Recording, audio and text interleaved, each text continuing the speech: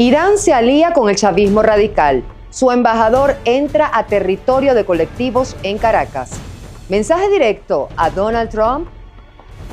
90 días de presión y una gira en marcha. Delcy Rodríguez y María Corina Machado entraron en cuenta regresiva. Hormuz en riesgo. Estados Unidos amenaza con desatar el infierno mientras el Papa León XIV convoca a una vigilia por la paz. Les contamos. ¿Qué tal, amigos? Bienvenidos a su cita diaria con la información en el noticiero matutino de Impacto Venezuela. Yo soy Mildred Manrique. ¿Listos para desglosar las noticias que nos mueven, nos preocupan y nos impactan este lunes 5 de abril de 2026? Comenzamos. Mientras la presidenta encargada, Delcy Rodríguez, intenta proyectar una imagen de apertura para seducir a la administración Trump y aliviar sanciones, en las sombras del chavismo radical se cocina una estrategia distinta.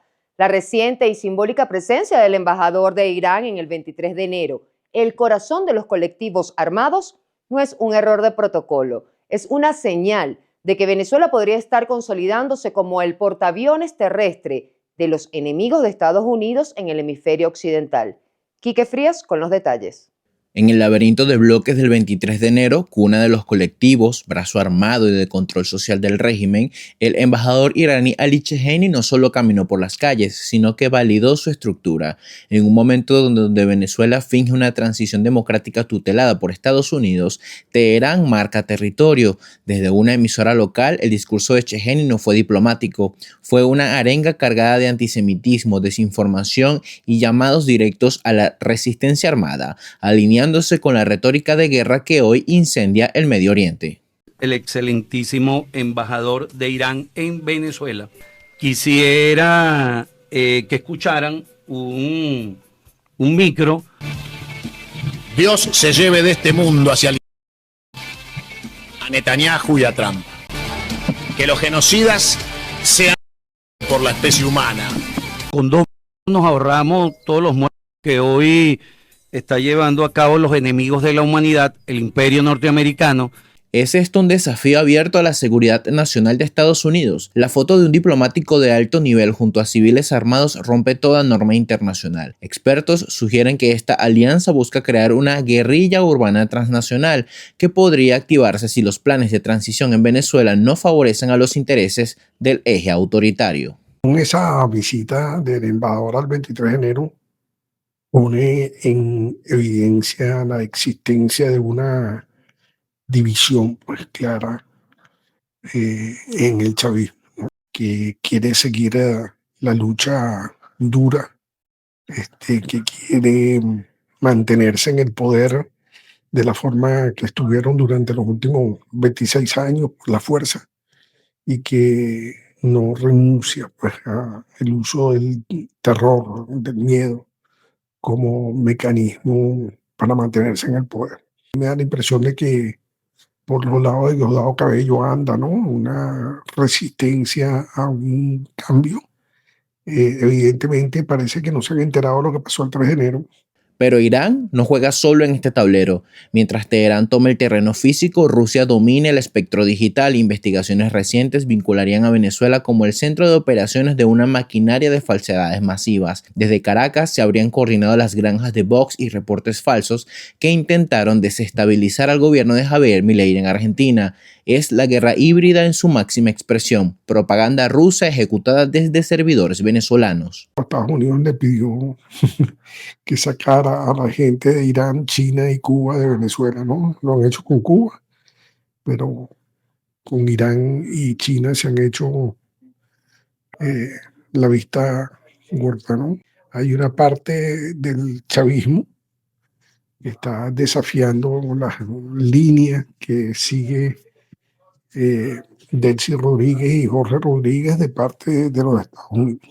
La pinza se cierra, Irán en el terreno, Rusia en la red digital y el mundo observando las guerras. Venezuela se silencia como un punto de presión geopolítica capaz de contaminar cualquier esfuerzo de paz. Como consecuencia, hay dos, ¿no? Primero, la evidencia de que Delcy Rodríguez ofreció más de lo que verdaderamente podía hacer. Por otro lado, la desconfianza, ¿no?, que a Estados Unidos le debe estar generando el hecho de que Delcy Rodríguez no pueda poner orden en este tipo de situaciones.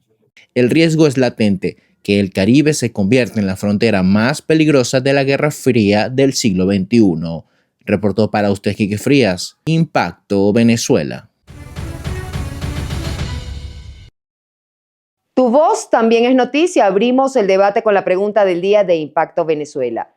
El embajador iraní se reunió este fin de semana con colectivos en el 23 de enero en Caracas, donde también se difundieron mensajes violentos y propaganda. ¿Pero tú qué crees? ¿Irán está utilizando estructuras dentro de Venezuela para proyectar poder y amedrentar a Estados Unidos? Participa y haz sentir tu opinión en nuestras plataformas digitales. Te leemos.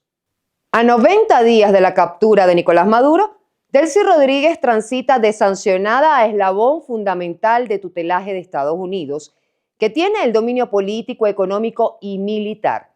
Bajo el efecto Delcy, el chavismo cede el control del crudo y rompe con el eje Rusia-China a cambio de un perdón personal, mientras el reloj constitucional presiona por elecciones inmediatas.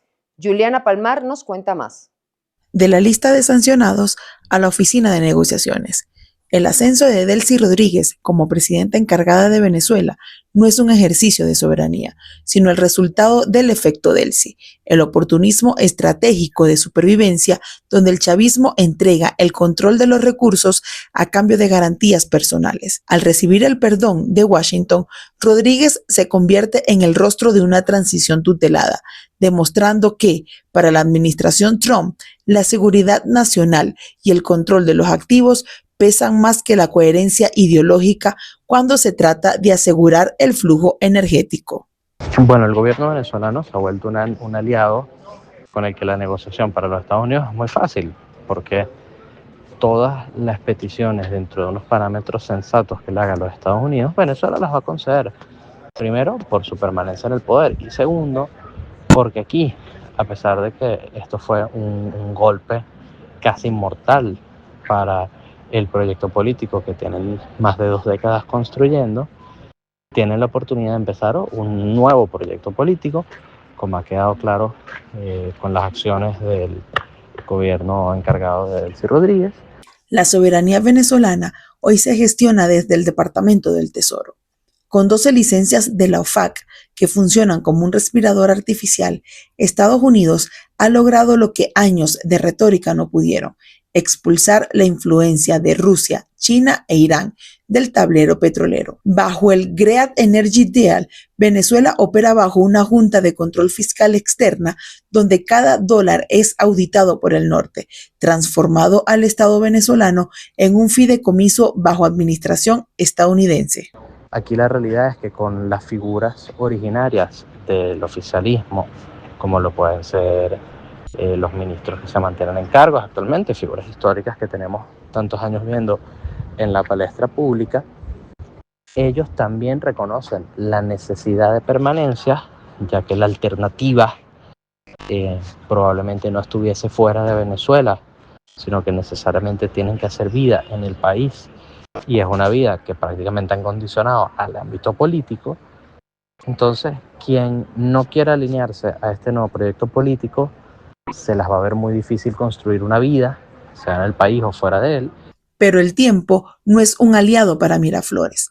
Mientras el secretario de Estado, Marco Rubio, se alinea con las fuerzas de María Corina Machado para exigir elecciones inmediatas, los plazos legales se vencen. La ausencia forzosa del líder del chavismo, Nicolás Maduro, término inventado por el Tribunal Supremo de Justicia, no puede ocultar la realidad. Según la Constitución, el gobierno encargado de Rodríguez entra en una zona de ilegalidad tras cumplirse los primeros 90 días. La presión por una falta absoluta es la nueva espada de Damocles sobre Jorge y Delcy Rodríguez. Nuevamente, los incentivos en estos momentos para decretar esa falta absoluta que contempla la Constitución no se tienen. Sabemos que el Tribunal Supremo de Justicia avaló esto bajo una tercera figura no reconocida en la Constitución, que es la de falta forzosa, por lo cual, al ser una figura no contemplada en la Constitución, no sabemos realmente qué conlleva ni sabemos si ellos pretenden que esto se rija por otros lapsos, pero sabemos que si bien esto es realmente una falta absoluta y la Asamblea Nacional debe convocar a unas elecciones. La jugada de Washington con la resolución absoluta va más allá de un cambio de nombres. Es un reordenamiento estratégico del hemisferio. El chavismo, que ayer gritaba contra el imperialismo, hoy acepta la bota económica para evitar la celda. El dilema actual es si figuras como Diosdado Cabello lograrán entrar en este esquema de capitulación negociada o si el sistema de auditoría permanente terminará por desmantelar las bases del poder que aún sostienen a los hermanos Rodríguez. Para Impacto Venezuela, Juliana Palmar. La posible gira internacional de María Corina Machado con España como primer destino coincide con la reactivación de los comanditos con Venezuela dentro y fuera del país. Esto apunta a una oposición que empieza a estructurarse como fuerza transicional apoyada en la diáspora para su regreso. Cada movimiento en el exterior envía una señal política en un escenario electoral aún incierto. Génesis Pérez nos amplía. La dirigente opositora María Corina Machado se encuentra evaluando una nueva fase de su estrategia política basada en el exterior, con una posible gira internacional que tendría como objetivo reencontrarse con la diáspora venezolana y fortalecer su articulación política fuera del país. La iniciativa coincide con el llamado del activista político Henry Alviares a reactivar los llamados comanditos, lo que apunta a una reorganización estructural del movimiento opositor más allá de las fronteras nacionales. Este movimiento ocurre en paralelo a una agenda internacional activa marcada por la reciente reunión de Machado con el secretario de Estado de Estados Unidos, Marco Rubio, en Washington, en medio de decisiones contradictorias dentro de la política estadounidense hacia Venezuela. De acuerdo con el economista Ricardo Hausmann, el hecho de que la dirigente aún no haya regresado a Caracas refleja que las condiciones de libertad política no están garantizadas y que la estructura de poder vigente sigue intacta. Creo que desde ese punto de vista vale la pena hacer ese análisis, también para sacarle de los hombros a María Corina Machado esto que parece ser una concentración excesiva de responsabilidades y proporcionarle un marco dentro de lo formal, de lo que le corresponde como responsabilidad y de lo que le corresponde a otras figuras venezolanas y a los actores internacionales. La convocatoria se produce tras actos encabezados por el Premio Nobel de la Paz en Santiago de Chile y Houston durante marzo, donde logró movilizar a la diáspora y proyectar su liderazgo fuera del país. En ese contexto, su partido confirmó un encuentro en España, aunque sin precisar explícitamente su presencia, mientras analistas sostienen que busca invertir la dinámica y redireccionar esas fuerzas hacia Venezuela. En política los símbolos son esenciales. Y percepción muchas veces es realidad. Tener un liderazgo con la capacidad de convocatoria, con la capacidad de generación de consensos en la comunidad internacional dentro del país, tiene un factor, un peso y un valor dentro del territorio nacional. Tiene otro fuera del territorio nacional. La posible gira adquiere un carácter estratégico. No solo busca contacto con la diáspora, sino también posicionar a la oposición en el escenario internacional en momentos en que, según analistas, la democratización de Venezuela no figura como prioridad clara en la agenda de Washington.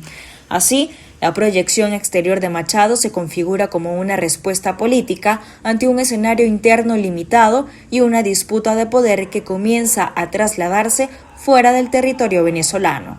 Génesis Pérez para Impacto Venezuela. En un contexto de creciente tensión social y reclamos acumulados en todo el país, el secretario general del Sindicato de la Cancillería y miembro de la Coalición Sindical Nacional, José Patines, ratificó la convocatoria a una movilización hacia el Palacio de Miraflores el próximo 9 de abril. La protesta busca presionar al gobierno encargado de Delcy Rodríguez por salarios dignos y justicia laboral. Escuchemos. Aprovechando este momento para hacer la convocatoria de este 9 de abril, donde todos los venezolanos vamos a marchar hacia Miraflores en protesta y en buscando respuesta de los hermanos Rodríguez, encargados hoy del gobierno de Venezuela, puestos por el gobierno de Donald Trump. Hacemos un llamado a todos los venezolanos. Salir a las calles a protestar es un derecho, exigir salarios es un derecho. Tenemos que luchar por la democracia, por la libertad, pero sobre todo por la justicia. La ley de amnistía en Venezuela, presentada como un gesto de reconciliación, comienza a perder credibilidad. La activista Marta Grajales advierte sobre un país cada vez más autoritario. La Iglesia, en voz del cardenal Baltasar Porras, cuestiona la lentitud y el control político en su ampliación. María José Prado con el informe. La amnistía en Venezuela dejó de ser una herramienta jurídica para convertirse en narrativa, una vitrina internacional que contrasta con denuncias de persecución. El testimonio de Marta Grajales desmonta la promesa de reconciliación, denunciando detenciones, campañas de difamación y un sistema que libera pero sigue intimidando.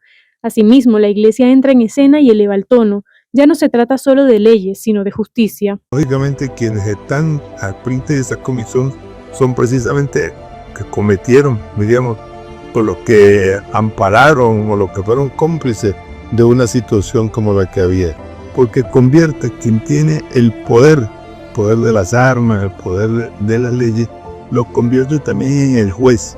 Yo soy el que decido que tú eres delincuente y que por eso vas a ir allí. En esa misma línea, la ONG Justicia, Encuentro y Perdón ha sido contundente. La amnistía se está utilizando para blanquear responsabilidades. La organización exige un indulto amplio, inmediato y sin discriminación, recordando que no se trata de un recurso excepcional, sino de un mecanismo válido en contextos de conflictividad. Sin embargo, el hecho de que aún haya cerca de 490 presos políticos, según cifras de Foro Penal, pone en duda la voluntad real de aliviar la persecución. La amnistía yo la defino como de discrecionalidad perversa.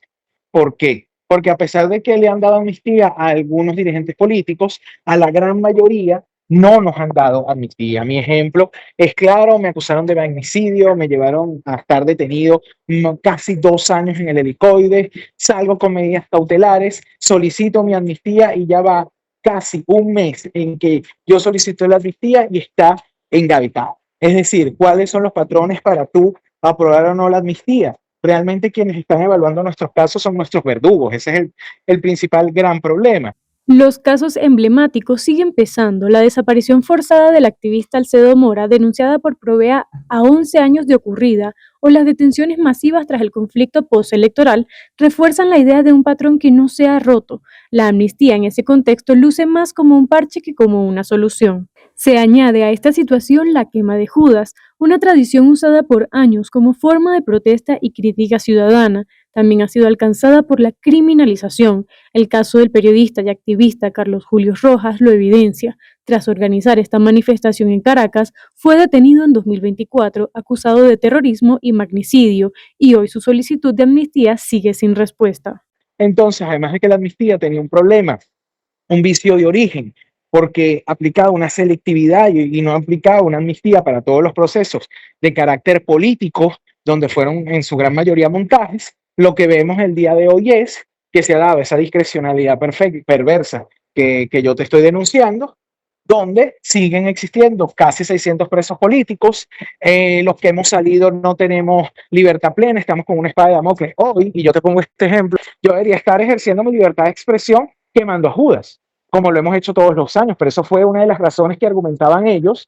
El discurso oficial vendió la amnistía como un paso hacia la reconciliación nacional, pero esa promesa hoy enfrenta una crisis profunda de credibilidad, no solo por la lentitud en su aplicación, sino porque quienes la ejecutan son, en muchos casos, los mismos actores señalados de abusos. Bienvenidos a Impacto en 60 segundos, el espacio donde te contamos las noticias más relevantes del momento, rápido, claro y directo. En solo un minuto te ponemos al día. Trump amenaza con desatar el infierno, Hormuz como epicentro del conflicto.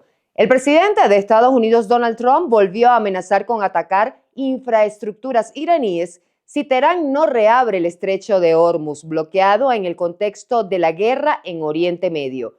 La advertencia apunta a centrales eléctricas y puentes en Irán.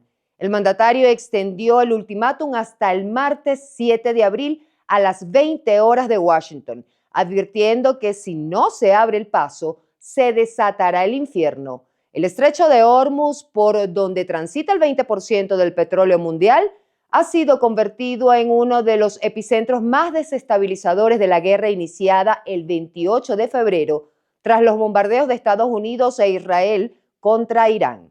De hacerse efectivo, el ataque podría presionar aún más los precios de la energía y afectar las cadenas de suministro. El presidente Trump también advierte que en las próximas semanas habrá dureza contra la República Islámica.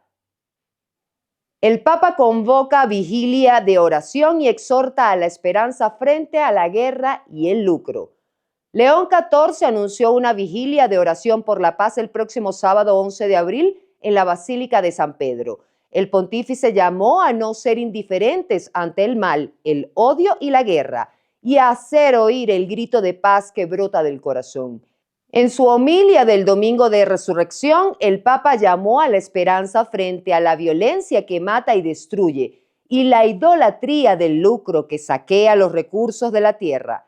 Denunció los abusos que aplastan a los más débiles y los egoísmos partidistas que agravan el sufrimiento, y acotó que la Pascua es una fuerza imparable capaz de abrir luz en la oscuridad más profunda, llamando a llevar el canto de esperanza por las calles del mundo. El mensaje concluyó con la bendición de Urbit et Orbi, marcando el final de su primera Semana Santa como pontífice, caracterizada por su presencia en todos los ritos litúrgicos.